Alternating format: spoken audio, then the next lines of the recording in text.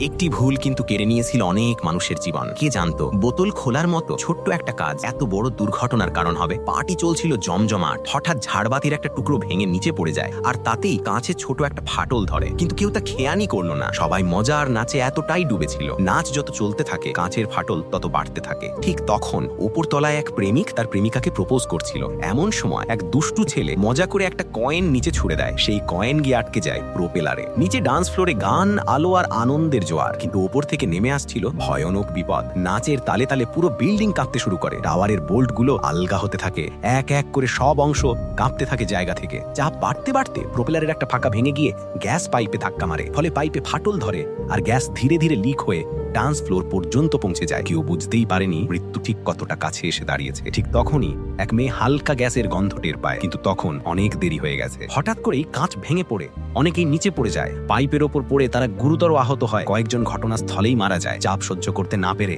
পাইপটাও ফেটে যায়। ওপরে থেকে মৃতদেহ পড়ে থাকতে দেখে নিচের সবাই ভয় পেয়ে পালাতে শুরু করে। মেয়েটির প্রেমিক তখনও কাঁচ ধরে ঝুলেছিল। মেয়েটি চিৎকার করে সাহায্য চাইছিল, তাকে বাঁচানোর চেষ্টা করছিল, কিন্তু ততক্ষণে অনেক দেরি হয়ে গেছে। সেও নিচে পড়ে যায় আর বাঁচে না। পুরো ফ্লোরে শুরু হয় হুড়োহুড়ি। মানুষ প্রাণ বাঁচাতে দৌড়াতে থাকে নিচের দিকে। এমন সময় এক মেয়ের পোশাকে আগুন লেগে যায়, আর কিছু মুহূর্তের মধ্যেই গ্যাসের কারণে পুরো ফ্লোর বিস্ফোরণে উড়ে যায়। যারাই ভয়ানক দৃশ্য দেখেছিল তাদেরও আত্মা পর্যন্ত কেঁপে উঠেছিল।